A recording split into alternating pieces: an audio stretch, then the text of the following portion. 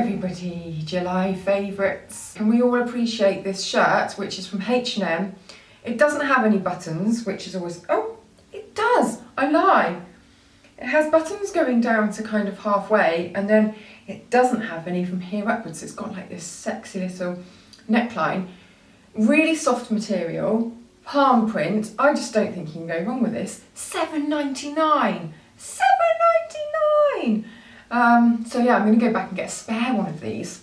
Wanted to start off with a little bit of an acknowledgement of some people's comments on my budget foundations video, which was that 3 out of the 4 foundations do not have good shade ranges at all.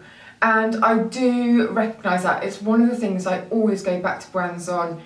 It's a massive, massive issue. So I just wanted you to know that I do read the comments and listen to your comments, and it's something that I'm going to look into and sort of, not redo the video, but do an extra video.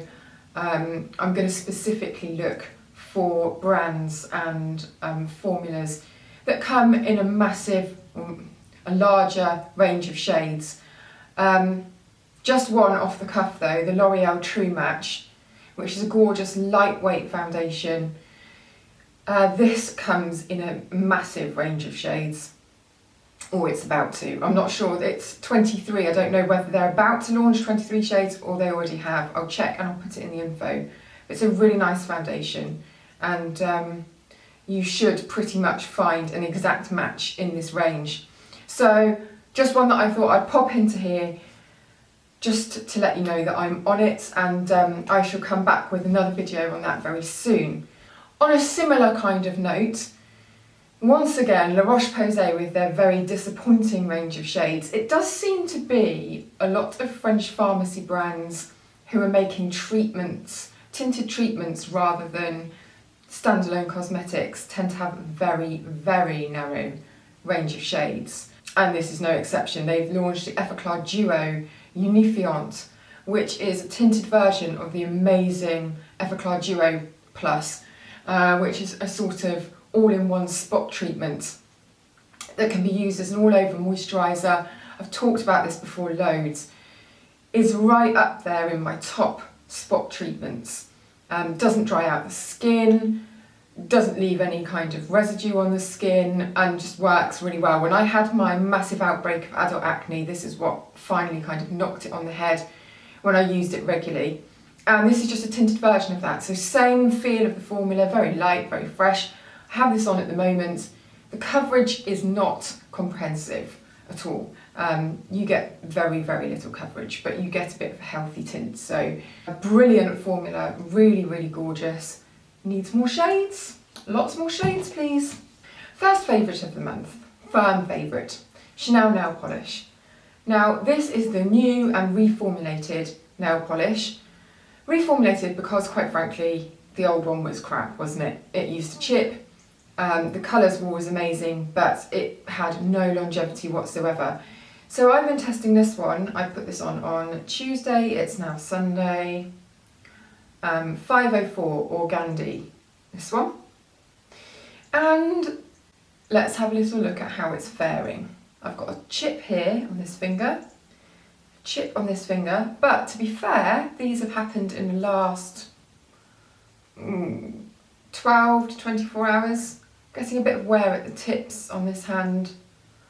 I didn't apply it brilliantly, to be honest. This hand, which I'm right-handed, so this one's always going to fare a bit better, is pretty good. If I had to go to a wedding or something and I wanted my fingers to look neat, I'd be perfectly happy going with that hand. This hand, do you know what? I wouldn't mind it too much, but it's quite a nude colour, so it's not like you can really see the chips that badly. Maybe if it was a deeper colour then they would stand out more, but overall I think that's pretty good, especially for Chanel, who are notorious for having really, really bad wear polish. So I love the new formula. It's very good news for people who always look for the new season's colours from them, because they're very good at bringing out kind of cult colours, but just couldn't stand the formula. I found it very easy to apply, quick to dry, and it's got a nice kind of protective feel to it. It feels quite thick and, you know, not like a gel, but hardened. Skincare, Hyaluron Filler Eye Cream. I can't remember whether I've mentioned this one before or the slightly different eye cream, but I've been using this now for a good few months, quite regularly, and it's a really nice, quite thick, hydrating cream. Now I know a lot of you are always on the lookout for something a little bit richer for the eye area that does leave a bit of a residue, because you know all the brands are lightweight, sinks straight in, gives a really fresh feeling around the eyes, which is great, but if you have quite crepey, dry skin around the eyes, that's sort of not what you want. So I'm always on the lookout for a nice, plumptious feeling eye cream, and this one is not expensive and really does the trick. So I should put all the links to these things below, but I do really find that this smooths out fine lines, so it's a really nice base for underneath makeup, but I've been using it in the night time as well. You know, there's no difference when you use it. So a good buy, that one, very good buy. Sticking with eyes and some mascara now, Ico sent me their mascara wardrobe, so all of the different mascaras that they do, and it was quite a good way of just sitting down and working my way through and really finding out what I like about mascaras, particular mascaras, and what I don't like about them. And so I just sort of whittled it down to my favourite from all of their mascaras, which happened to be the Lengthening Skinny Brush Mascara. I just found that this gave really nice separation to the lashes. It was really lengthening, almost impossible to get off. I had to use the Saku eye makeup remover, even Lancome, the blue one that you shake, that didn't get it off. So, you know, it doesn't say waterproof, but you'd be hard pressed to find anything that would make that run. I just thought that was really nice. I like the tube, very different. So you can always get the last bit out at the end, you can just roll it up and squeeze the last bits out. Just really, really nice. It's been ages since I've used an Ico mascara, and yeah, I was really impressed with this one. Another mascara, and I thought, do you know what, I've still got the little label thing on this because I haven't done my still life picture yet and I don't want to get fingerprints on the mirror. But this is the new Bourjois Mascara Volume Reveal, and it's got a 3 times magnifying mirror on the side of the packaging. Now, honestly, when this came through the post, I thought, what bloody idiot's come up with this idea now? And I just thought it was going to be a massive gimmick. However, when I went to do my lashes, it's just perfect. It is exactly what you need, a long mirror like this, to be able to hold close to your eyelashes when you're doing your mascara. Because you can never get close enough to the mirror, can you? And you always have to put something down when you're doing your mascara. You know, you never have a free hand, so you've always got this in one hand, that in the other hand. So you may as well have that as your mirror. I thought this was really, really good. Rekindled love for this, which is the Rejuvenating Frankincense Refining Cleanser from Neal's Yard Remedies. I meant to put this in last month's favourites. For some reason, the whole segment with the cleanser in and another product got completely cut out of the video, and I left the thumbnail that I'd done had this in it, so that was very weird, wasn't it? A really lovely, creamy, light cleanser. I use a flannel to remove it. You really do need a cloth or a flannel to remove it. You could splash it off, but it's creamy, you know, so you kind of want to remove it properly. I find that it feels very sort of clarifying, and if you had oilier skin, it would feel really nice and like you've done a proper cleanse. But at the same time, it's very moisturising, doesn't leave the skin tight. So if you're looking for a balm or cream cleanser, but you don't want something that feels too heavy, but that's still doing the same job, this one would be a really nice one to go for. It's also very heavy on the frankincense, so it's got a real sensorial aspect to it. So when you're using it, it's really very, very calming, I find. Give it a go if you're looking for something like this, because this must be my 3rd tube of this now, and I use a lot of different cleansers, so it's obviously kind of hit a nerve, that one. I like it a lot. Lipstick of the month. Let me just check that it's on properly, because otherwise that'll be embarrassing. Now, I think that this is one from seasons and seasons ago. However, maybe it's not. Souffle Nude. Is it from the spring collection? Shade 417.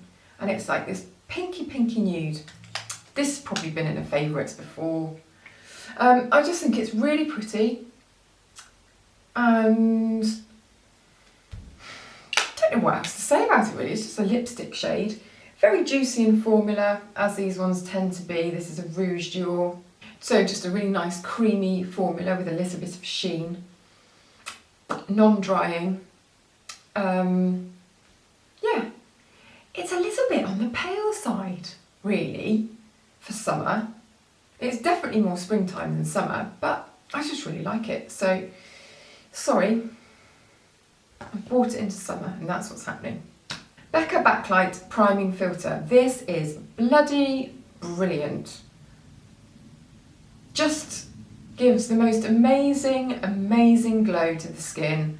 It's one of those clever sort of non-shimmery primers that just magics your skin into this different dimension. And you could really use it without anything on top, to be quite honest. And it would perk your skin up no end if you wanted to do that.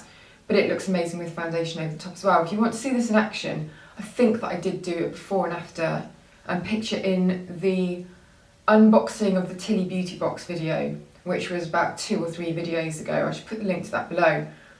And I either did before and after pictures, or I did a speeded up thing of me putting it on. Either way, mega glowy this, and I just really like it.